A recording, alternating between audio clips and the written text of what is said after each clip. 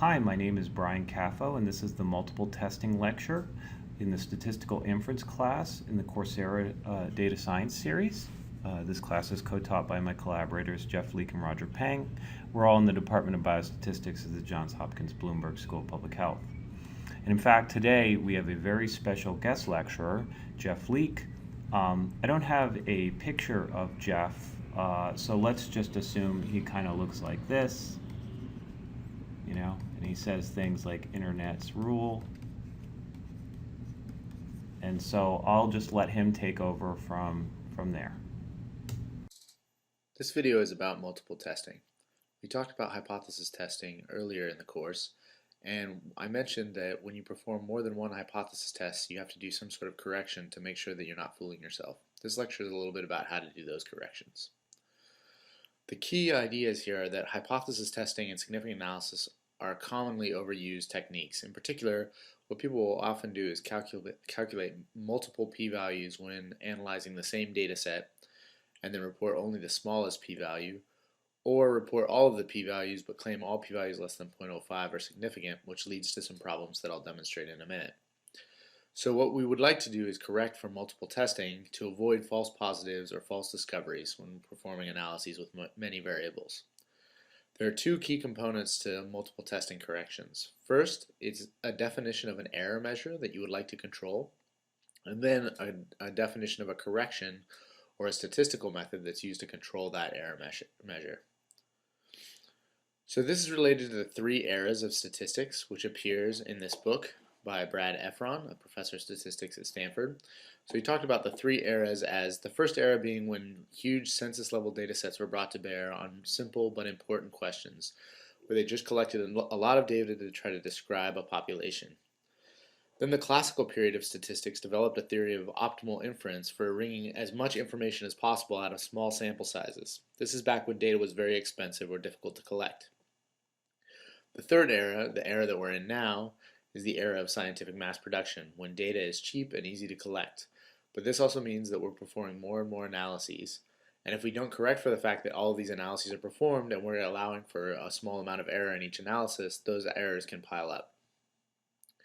So the reasons for performing multiple testing corrections are because of these new technologies that are leading to this increase in data.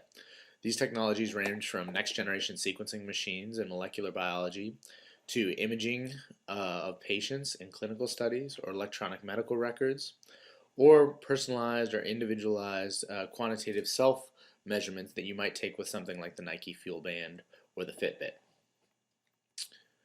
So why should we correct for multiple tests? This is actually a cartoon to describe the key problem that you run into. So suppose that you were looking at a particular analysis where you wanted to see if jelly beans cause acne. So what you do is you send off a bunch of scientists to investigate, and they first look at just all jelly beans, and they look and see if people eat any kind of jelly beans, whether they get acne or not, and their p-value comes back greater than 0.05. And so the next thing that they might do is go and run and test all the different colors of jelly beans individually. Say, well, is there a relationship between purple jelly beans and acne, brown jelly beans and acne, and so forth? And in each case, they get a p greater than 0.05, so they don't report a significant result. Until finally, after they test over 20 different kinds of jelly beans, they come up with one that is significantly associated with acne, green jelly beans. And they say there's only a 5% chance of this coincidence occurring by chance, but it turns out that they tested 20 different hypotheses, so it was it became very likely that at least one of them would result in a coincidence. So in other words, if we allow for 5% chance of error in every hypothesis test that we perform, and we perform at least 20 hypothesis tests, then we expect to find at least one error, because 20 times 5% is about 100%. So I've been referring to p-values and hypothesis testing as sort of interchangeable ideas, but they're not really interchangeable. So you can imagine where you're performing a hypothesis test for a parameter beta, and you're trying to determine whether it equals 0 versus the alternative that it does not equal to 0. And so this is an example of when that might happen is, say you're fitting a linear regression model relating one variable to another. If the coefficient for the variable that's the covariate is equal to 0, then there's no estimated association between the two variables. And if it's not equal to 0, then there is some association. So you might fit that linear regression model and calculate a p-value as we've discussed previously. And then to perform a hypothesis test, you might look at that p-value and calculate whether it's less than some particular threshold. And if it is less than the threshold, then you would say that beta does not equal to 0. And if it's above the threshold, you might say beta equals 0. This is called the hypothesis test. When you're performing a hypothesis test, this is the table of the possible outcomes that could happen. So in each row, you have a particular claim that you might make, whether beta is equal to 0 or beta is not equal to 0.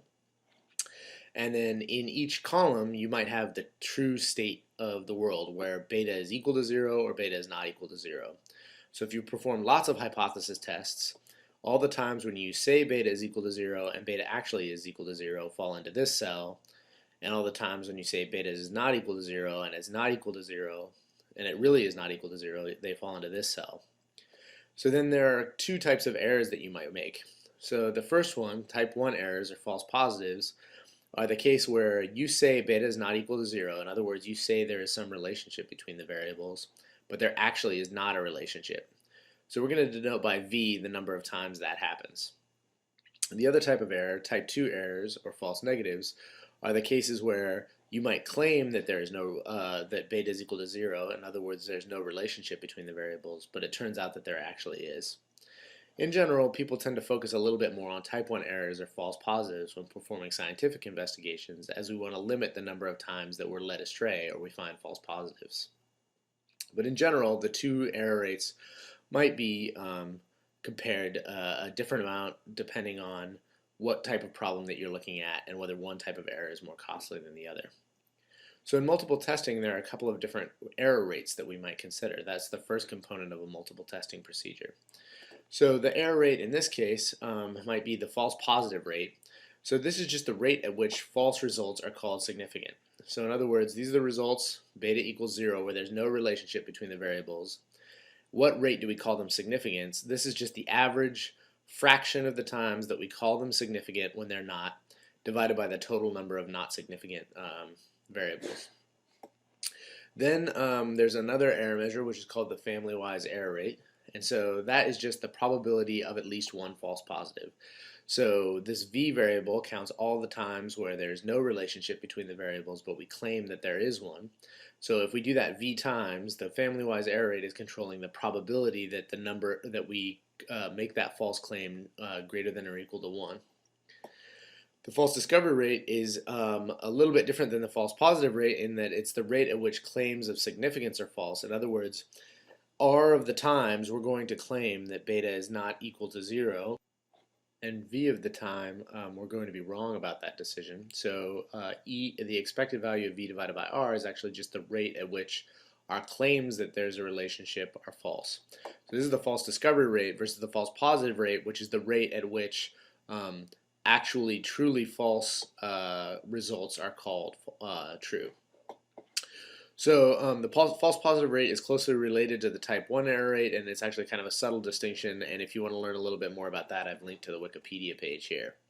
So the next part of multiple testing is, now that we've defined the different error measures, how do we actually define a procedure that can be used to control that error measure? In other words, is there a way that we can perform a procedure such that the rate of errors defined by that error rate is held in check in a particular way?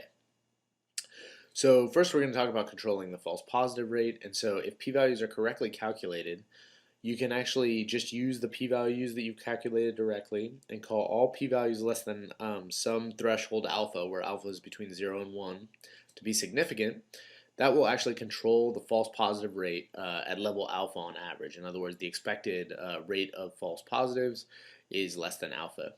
So here's the problem with that. Suppose that you perform, say, 10,000 hypothesis tests. This seems a little bit extreme, a large number of tests, maybe for people that are doing just 1 or 2 regressions.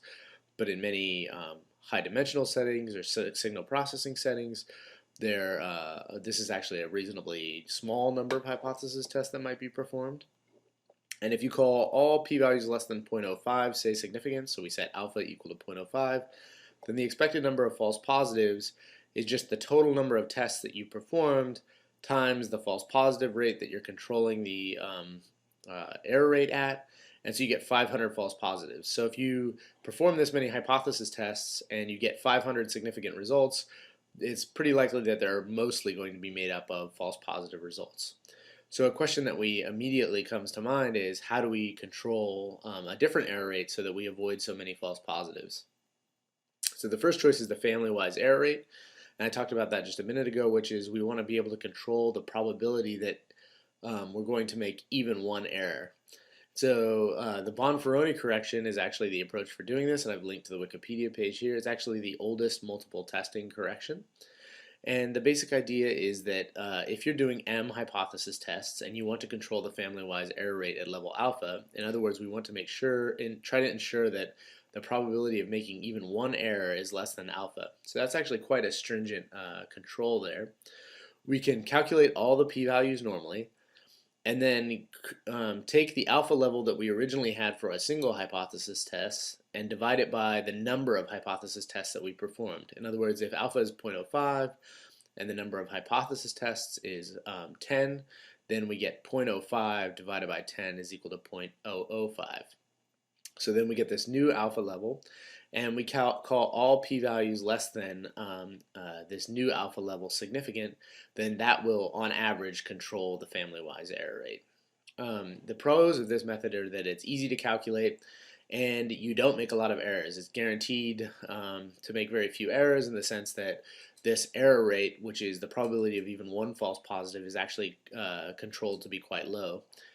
A con, though, is also that it may be very, very conservative. In other words, if you're doing a large number of hypothesis tests, controlling the probability of even one false positive might be pretty extreme. You might want to allow for a few false positives if that will allow you to discover a lot of more real signals.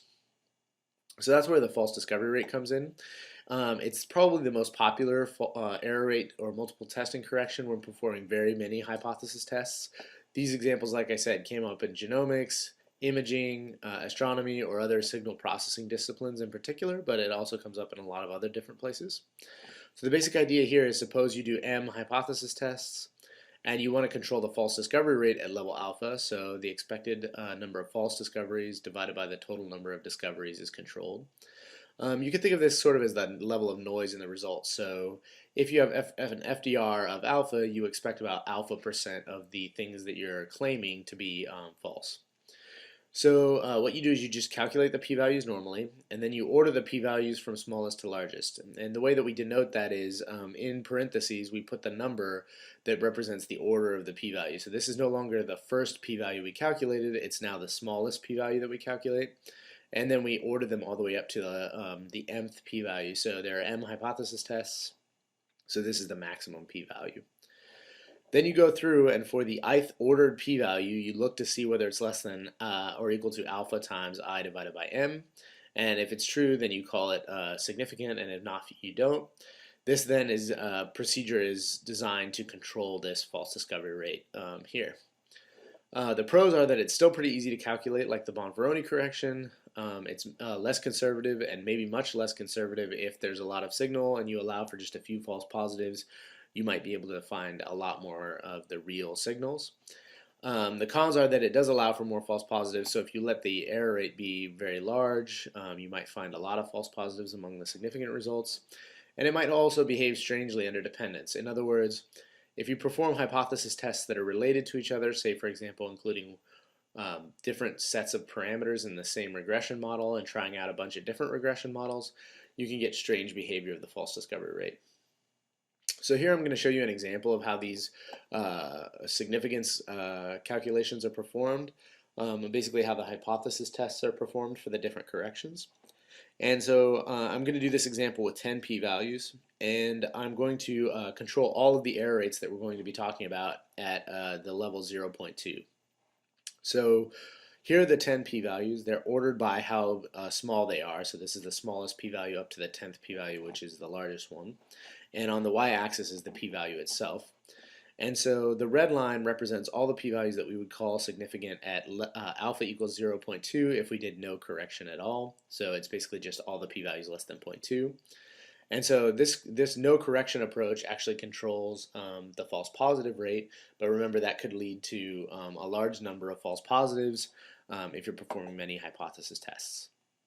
So the next thing to look at is the false discovery rate. So this is controlling the proportion of false positives at a level of 0.2. In other words, we expect about 0.2%, or sorry, about 20% of all the results we call significant to be false positives. And so the way that this is calculated is actually following this gray line. So we're going to order the p-values from smallest to largest, and each time we're going to compare it to a, um, a linear line where the slope is determined by this alpha level here. And so we actually would just call these first three p-value significant. So we find three significant p-values, and we're controlling a slightly different error measure. Finally, the Bonferroni correction down here is actually just taking 0.2 and dividing by 10 the number of hypotheses that we're testing. So in this case, it's 0.02 is this line straight across here. And in this case, we'd only discover these two, or call these two p-values significant, and all the rest we would call insignificant. Not significant, but the Bonferroni correction here is controlling this much more stringent family-wise error rate. So this hopefully shows you a little bit about how the different procedures work sort of conceptually in terms of where the cutoffs are drawn for different sorts of sets of p-values. Another approach is to adjust the p-values rather than to adjust the alpha level. And so in this case, we're going to calculate what's called adjusted p-values. This is the reason why I bring up this approach is because it's easy and sort of a direct calculation is available in R. Something to keep in mind is that once you've adjusted p-values, they're no longer classically defined p-values. In other words, they don't have the same properties of classically defined p-values and shouldn't be treated that way. But they can be used to control error measures directly without adjusting the alpha parameter now. So here's an example of how this might work for the Bonferroni correction. So suppose we have these m p-values. One thing that we could do is we could adjust them by calculating m times each p-value and taking the max of that and 1. So in other words, the adjusted p-values can't be larger than 1, just like the p-value themselves can't be larger than 1. But we have multiplied every p-value by m. So remember, for the Bonferroni correction, we were going to divide the alpha level by m. So if instead we multiply the p-value by m, we can just calculate the number of times our new p-values are less than alpha, and it will give you the exact same set of results that are significant. So in other words, we can use these family-wise error rate or Bonferroni adjusted p-values to calculate significance by comparing it to the original alpha level that we might have been interested in this case, say 0.05. So if we multiply the p-values by the number of tests performed and look at how many are less than alpha, then we will control the family-wise error rate at level alpha. So here's an example with no true positives. So in this case, I've simulated a bunch of data sets, so 1,000 data sets. In each case, I generate a normal y and a normal x that have no relationship to each other. And then I fit a linear model relating those two variables, y to x, and I get the coefficients of that. I take the summary of that linear model and get the coefficient matrix. In that coefficient matrix, in the second row, the fourth column is the p-value for the relationship between y and x. So I calculate the p-value for all 1,000 different simulated examples. And then I look at the number of p-values less than 0.05. So remember, in none of these cases was there actually a relationship between the two variables, but still we get 51, or about 5% of the tests being performed are called significant, even though there's no relationship. So what happens if I adjust the p-values and apply the false family-wise error rate or the false discovery rate? So for example, what I can do is use the p.adjust function in R. So I just say I apply p.adjust to the p-value vector that I calculated. So this p-value vector has all of the different p-values from all 1,000 different studies. P.adjust gets applied to that. In the first case, I say method equals Bonferroni because I want to do the Bonferroni correction. And again, now that I've corrected the p-values, I can just compare them to a standard alpha level, in this case 0.05. And I look at how many are less than that, and in this case there is 0. So when there are no true positives, we find very few significant results when we're controlling the family-wise error rate, which is good. We shouldn't find any significant results because there's no relationship. Similarly, we can do the same thing, but instead of controlling using the Bonferroni correction, we can use what's called the Benjamini-Hochberg correction, which is the correction I just talked about a minute ago for controlling the false discovery rate. So I can again adjust the p-values and then look at the number that are less than 0.05. In this case, again, we don't discover anything, which is good because there shouldn't be any discoveries in the case that there's no significant relationships. So now I'm going to show another simple simulated scenario. And so in this scenario, I'm going to have 50% of the time there's going to be a relationship between the two variables. So I'm going to simulate, again, 1,000 different y and x variables.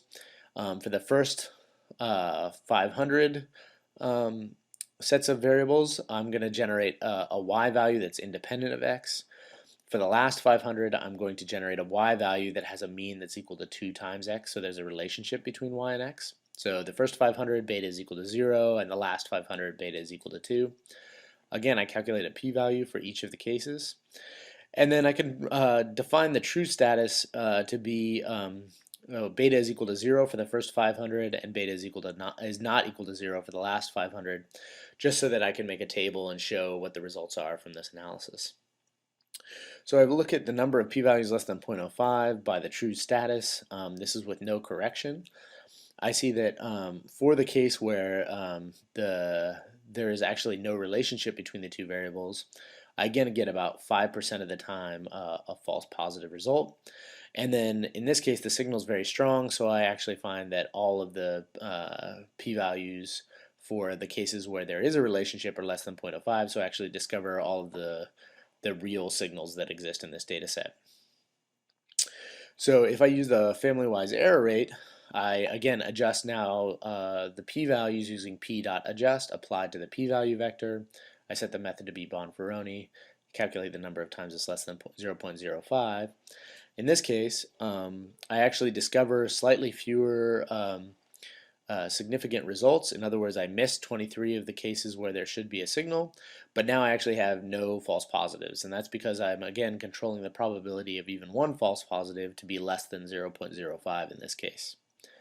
In the case of the false discovery rate, I set the method to be equal to BH, and what I discover is that here I do actually discover all of the significant results, but I discover actually fewer false positive results than I would have discovered without any kind of multiple testing correction, and in this case actually about 5% of the cases where I actually call there to be a true relationship, only about 5% of the time is there not actually a true relationship. So in this case, I'm looking at the percentage of the times that they're actually equal to 0, but we claim that it's not equal to 0.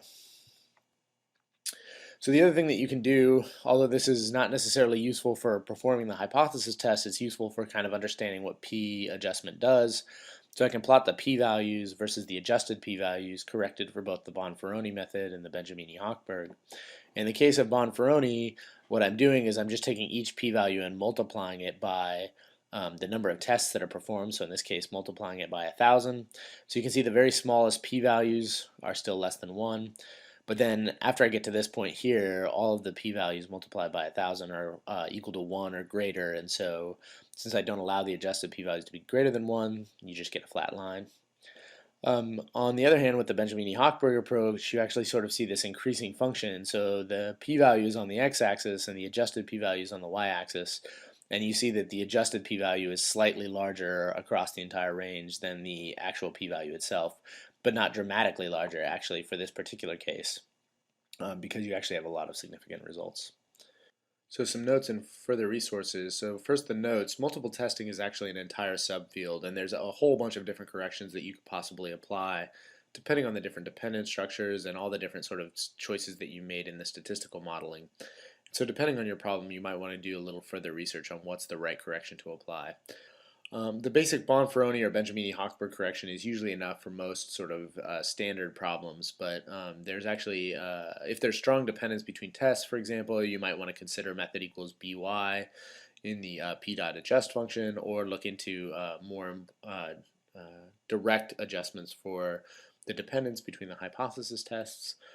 This is actually an area in which I've done a little bit of research, so hopefully you can take a look at some of my papers on the area. So for the resources, This is actually quite a nice paper, a gentle introduction to multiple testing procedures with applications in genomics, which is an area I work in and where multiple testing has really flourished in terms of a statistical discipline. Similarly, the statistical significance for genome-wide studies is a very nice, gentle introduction in terms of a paper to read. Again, it's focused on molecular biology, but it's pretty it's easy to read, I think, even if you're not an expert in that area. And finally, this is a very nice sort of introduction to multiple testing that goes over the basics. A lot of what I've covered now, but maybe a little bit more depth in case you're interested.